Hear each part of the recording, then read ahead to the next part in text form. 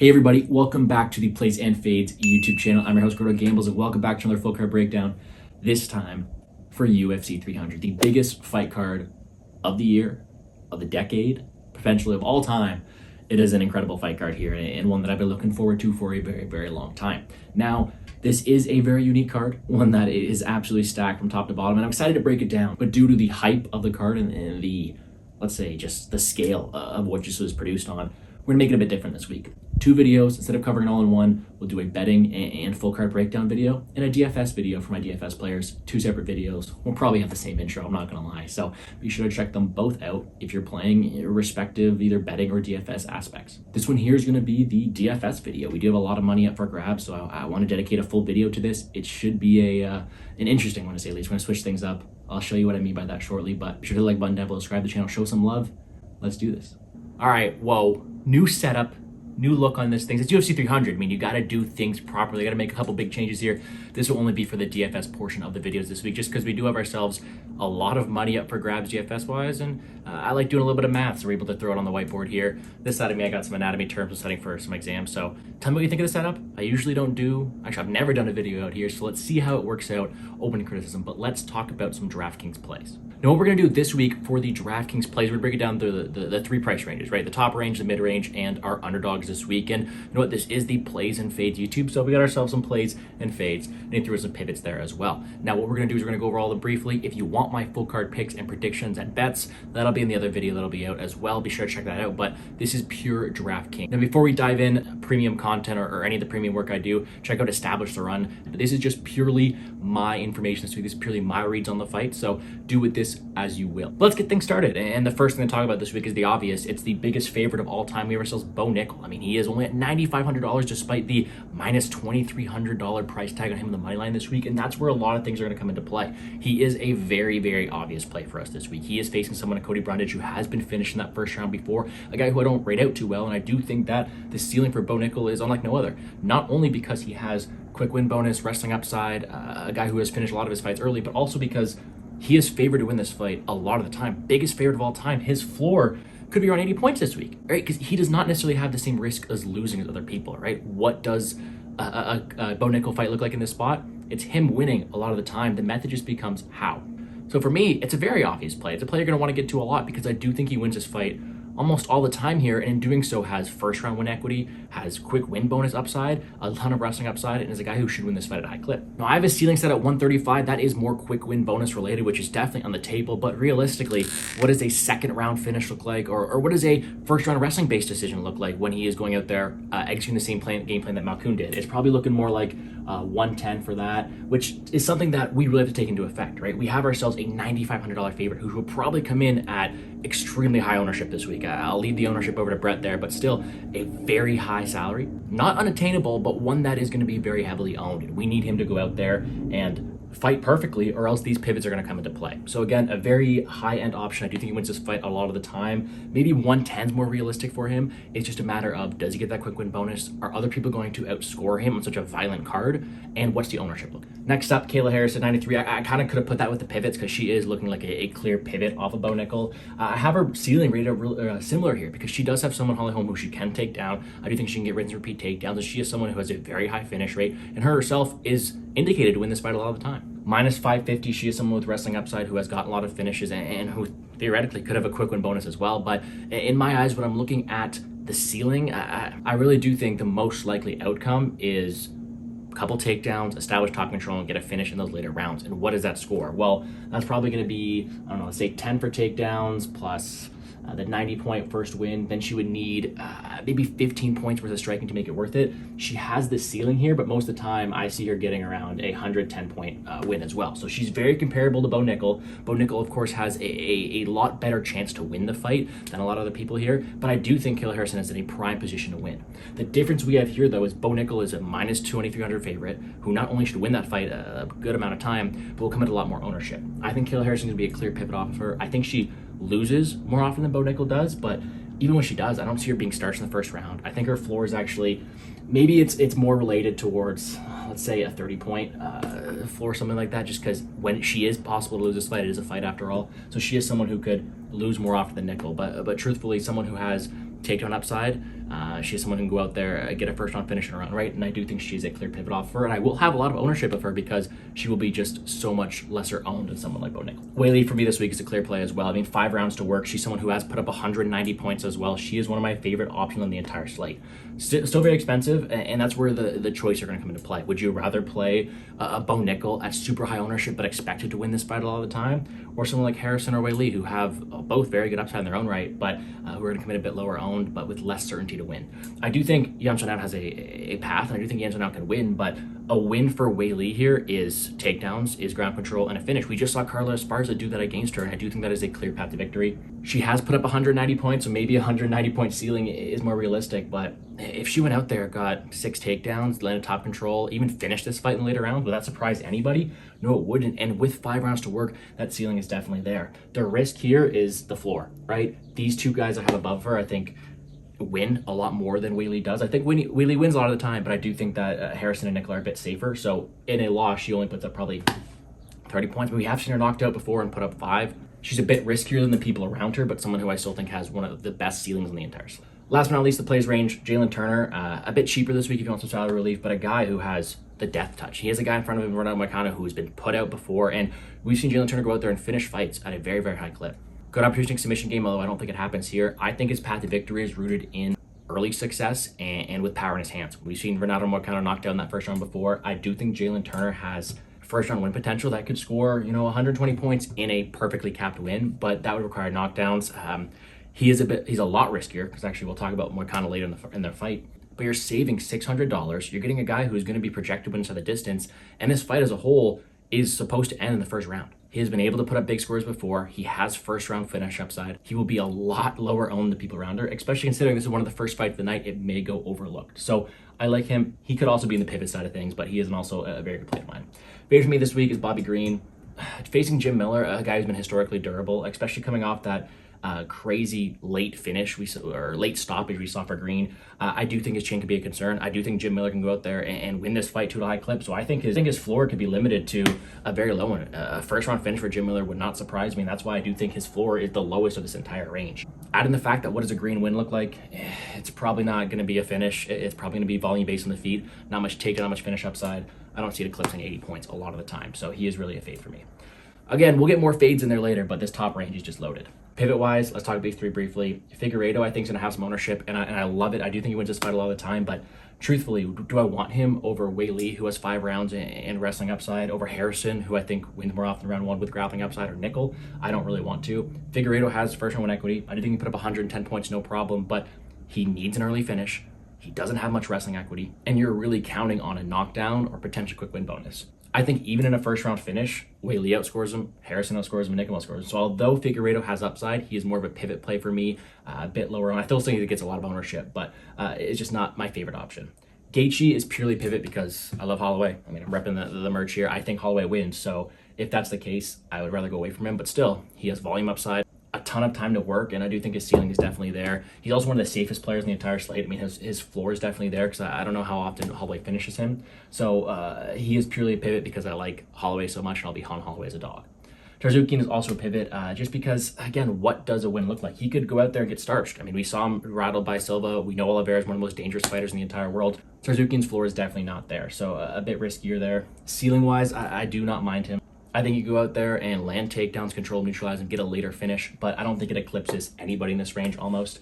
He could be maybe my favorite contrarian play, though, just because I think Oliveira is going to be so popular, and Tarzukian may not get any love. His ownership might be the lowest. But if that's the case, he just remains a pivot for me. I think for ranking all these guys in the slate, I think Nickel's the clear number 1. Of course, ownership's a big concern, but number 2, Weili, 25 minutes to work. She's someone I'm looking to play. And then I'm liking Harrison, 3, Turner 4. I just think she wins more often than Turner and going to win there. Figgy's probably 5th, 6th, 7th, and then Green is a clear 8th. I'd put him lower if I could, but those are the plays for me. I'm liking the top range. Let's move on to this mid-range. All right, now onto the mid-range as the lighting changes and my markers run out. Maybe this isn't a long-term plan, but hopefully you guys are liking it. Please leave comments down below what you think. But mid-range, include a lot of fighters in here, so let's try to drill through them. First of all, that main event. Let's cut it as a whole. I do think it is a true 50-50 fight. There are concerns on both sides, but it's 5 rounds to work. They're both knockout artists, and they're both guys who I think have their flaws. I would not be surprised with an early finish either side, and that's why their ceiling is so high. Pereira is going to be the best striker Hill's ever fought. There's no doubt about it. And Hill's coming off an injury. Pereira has a ton of upside. But in saying so, their floors are low. These guys are more GPP plays just because I do think they can be hurt in their own right. You look down to Miller, and he's someone I do like on this slate. I did include him in this one. Like I said, I faded Bobby Green, so he is someone I do like here. His ceiling is high because he has early finish upside, whether it be on the ground, whether it be with KO power. We just saw Green beaten really bad 4 months ago. I do think Miller has a very, very high ceiling in his own right. More likely, he probably goes out there, gets, 102 ideally. But the difference is he's at 7.6K, so it's a lot more manageable for him to go out there and land the optimal with the win at all. I like him to win, 7.6K, one of my favorite plays on the slate. The issues with the two guys up top, which I did not mention, was if this fight gets extended, right? These guys are both primary strikers. Without much grappling involved, this could be a slower paced affair. And if it's a third round finish for Hill, what does that score? Like 95 points? Is that optimal to a high scoring slate? Who knows? They're riskier players, like I said. That's where the GPP prefer maybe other plays, but their ceiling is definitely not one to look past. You move down to Jiri, and Jiri's kind of like, he's that freak athlete, or he's that Trevor Peak. You can always have to include him in your lineup because he will go forward. He has a ton of upside because he is very aggressive, but he could be neutralized. He could be hit. His floor is one of the lowest in the entire slate because he is so hittable. We just saw him knocked out, and Rakic is pretty technical. He can catch him. So another GPP type play, just because I do think he has the upside to go out there and put away a guy in Rakic who we haven't seen in a long time, who might not like the pressure the same that Yuri brings. So I do think Yuri is a high upside play. I will be playing him due to some leverage, but I don't think he's necessarily a must play on the slate. Get to the fades. These are all three people who I think, actually, I'm picking all three of these, I think, but they're not fighters who score well, right? Rodriguez is most likely going to win a decision here in doing so. No grappling upside, not much finish upside, and I do think her ceiling is definitely capped. And then Kattar and Yusuf are almost identical players. They're fighting against two fighters who are very dynamic, who have a lot more upside with them. And although I'm picking them both as underdogs, Kattar does have KO upside, but I do think he's more so limited to decision, and he needs an optimal situation. He doesn't have any grappling equity, so without a finish, he is limited to that ceiling. In doing so, he also could have his back taken and be controlled, leading to a very, very low score. He is very, let's say, high risk, mid reward, and that's why I don't like him too much. Same thing with Yusuf. I'm picking Yusuf to win this fight, but Lopez is extremely dynamic. Lopez can finish this fight at any time, which is why his floor is one of the lowest in the entire slate, because Lopez is so dangerous. But I do think Yusuf could prevail, but what's his path for him? Is it going out there and holding down, playing in Lopez's guard? I don't know, so that's why I put his thing like that, but his best path to victory is jabbing out from distance, winning optics that way, potentially controlling for a bit, but in doing so, doesn't outscore the very high scores on the slate. Picking him to win, but I do think his ceiling is limited by such a dangerous opponent. And onto the pivots, all four of these are fighters who I'm not picking to win, so really their upside is mitigated because I don't think they win a lot of the time, but when they do win, they score well. Sterling, I think his path to victory is ground success, taking the back control time, and a potential submission, which I don't think happens a lot of the time, but when it does, scores very, very well. In a range full of very exciting fighters, I do think his path scores well. Lopez is the punt play, really, because he's either going to go out there, get a finish, that's his path to victory, get a finish, or be controlled, but in doing so, it allows for a pretty high ceiling. I don't mind even cash, because I don't see him being finished too often. I do think he's a ton of upside opportunity here, and although I'm picking Yusuf, a win for Lopez is probably early, probably by finish. It could come by grappling. If he's working on his wrestling, that could score very well as well. He's a very good option at mid-range. Rakic was this close to being a fade, genuinely, just because he is so boring to watch. He doesn't really have the best style for DraftKings, not much takedown upside, not much volume upside. The only reason he's here is because he could knock out Jiri. Jiri's chin is in question. He's been knocked out before. 95 points is a perfect situation. He's a clear pivot. I kind of almost want to put him in the fades opportunity. Maybe I'll put him up there, just because I do think that Rakic is someone who needs a perfect situation to go out there. Even if he gets a second round KO, I don't think he's very optimal. So actually, let's probably put him as a fade. I guess there's a world where he gets a first round finish and gets there, but I truly don't see it. He's probably gonna go up there. Last but not least, Andrade, she's working on the wrestling. She's definitely a good pivot. She has wrestling upside and could really pose some problems to Rodriguez, but she'll be probably paced up at range if she can't close the distance, or if she quits like she has in the past, maybe not the best option. Purely a pivot play. I do prefer the people up top a lot more. If we're gonna go rank them, I truly think that I do like Miller the most here. I think if we look at the top range, I think I picked Hill to win, which is really scary. So I'll just go 2, 3 there, 4 here. Look down low, Lopez is clearly my favorite play here. Then Sterling, then Andrade. And then Rakic might as well be up there, rounding it out. There's some solid rankings for you guys. So there's the mid-range, a lot of fighters covered, hopefully not talking too much. let's move on to the underdogs this week. Last but not least, we do have our low range or the underdogs. Once again, the lighting changing, the light is on. Excuse the glare, but let's finish this off here. Low range underdogs this week, only 7 names to talk about, so let's do this quickly. There's no doubt that the favorite play, here's the merch right here, Max Holloway this week. Gonna be very popular, but let's play into it. Let's picture Max Holloway fighter, right? Extremely durable, a ton of volume. When has he ever put up below 60 points? Pretty much only once in one of the Volkanovski losses. And even when he lost to Poirier, he put up 78 points last time. His floor is key for cash games. And I think he's almost a cash must at this point. Just to go out there and fit him in, a guy who is just so reliable at all times. I don't say he wins this fight all the time, but I do think he has more of a chance in the line and tails, and he is someone who has a ton of volume, a ton of upside to do so. Now, the ceiling is probably a little high. It's a ceiling. I don't think he gets that all the time. He's the same guy who scored 210 points in a win, but more realistically, he's going out there scoring 110. But at 7.4K, that's where things get pretty important here. So he's someone I like, a ton of volume. I do think he wins this fight a lot more than the line and tails. A guy who's going to get an absolute brawl, going to be one of the greatest fights ever, in my opinion. I think he gets it done. A guy I do like at this price tag, and someone who I do think is relatively safe with a ton of upside. Now, I talked about Jim Miller being one of my favorite plays. Moicano's definitely up there, just because he gets you a little bit of leverage. Again, a fight many people are talking about. Turner's a big favorite. I do think Turner get ownership, and I think Moicano goes really underlooked compared to Holloway and Oliveira. Here's the thing too, the guy's a dog. And I'm not saying Turner's not. I love Turner. I've met him. He's a great person, but Moicano's a guy who's going to go out there fight for your money. He has finish opportunities. He has grappling path to victory, and he's going to be extremely dangerous. Moicano could very much go out there and get knocked out in the first round. That's why he's more GPP based, but I like his upside. He's a guy who has finish opportunity. Again, this fight's supposed to end very, very early on, and he has grappling opportunity to do so. I think if he takes the back of Turner, it could be very, very dicey because Moicano is so good on the ground. So you add in a takedown, let's say 10 points of strikes in the feet in a first round win, 105 points at 7.3K is very, very viable there. I do think he has opportunities with takedown, rinse and repeat. I mean, Turner's hard to hold down, but he has been taken down before. So I do think he's a very good option, 7.3K. I do like him. Charles Oliveira, you have to talk about him. Extremely dynamic. We saw Tsarukyan rocked by Joaquin Silva. His upside there, Oliveira's a dog. He has only lost the best, and his upside is like no other fighter because he's maybe one of the most dangerous fighters in the entire world. Very, very good ceiling. I do think he has more opportunity to win this fight than the line entails, but I am picking Tsarukyan. So for that reason, I like Holloway Moicano a bit more because not only is Oliveira a bigger name who will draw more attention, but I don't think he wins as much. But when he does win, submission upside, knockout upside, the guy's extremely dangerous, and you have to play into that upside.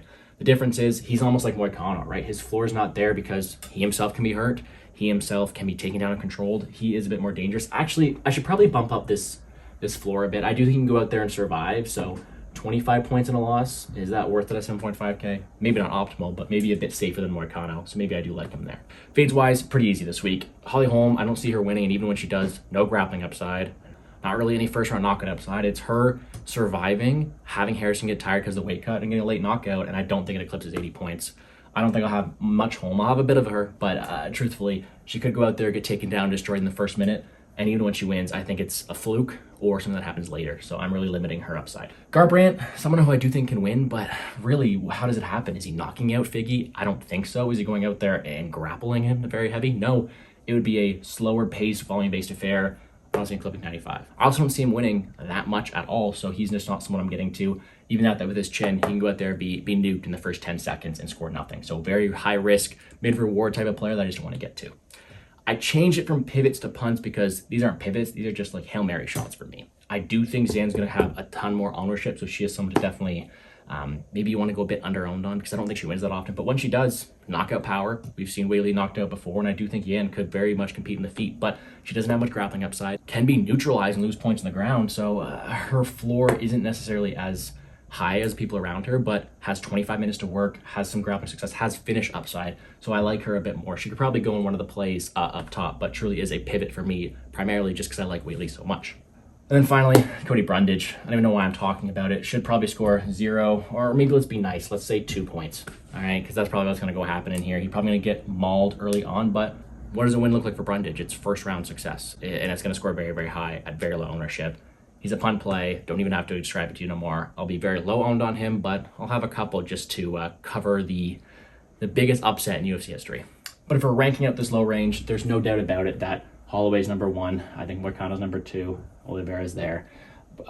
Yan is a clear level above, and I will have some more Garbrandt than Holm here too. So that's really how we're ranking it here. I do think it's going to end up being a good one, and one that I am very much looking forward to. But that's going to do it for us here on the Plays and Fades YouTube channel. Be sure to like button down below, subscribe to the channel. Tell me what you think of the whiteboard, a little experiment we're doing for UFC 300. Be sure to also check out the full card betting and full just fight breakdown as a whole. I just only covered DFS. Quickly, before we go, let's talk about Reignmakers. I'm not even going to draw it up for you. Let's just talk. I talked a lot how the people up top are people we want to go for. Bo Nickel, Zhang Weili, Kayla Harrison, even Jalen Turner. But if you want some different options, I think Jim Miller has a lot of upside that could go overlooked. Max Holloway or Gaethje, that fight should be great. So thinking of fights to target, we're definitely looking at Brundage Nickel, Hill Pereira, Moicano Turner, Holloway Gaethje, Yan Weili, and Oliveira Tsarukyan. An incredible night of fights, maybe the greatest fight card of all time. With that out of the way, thank you guys for checking it out. Make sure to show some love. I wish everyone the best of luck in all your TFS endeavors for UFC 300. Enjoy the fights, and let's make some money, guys.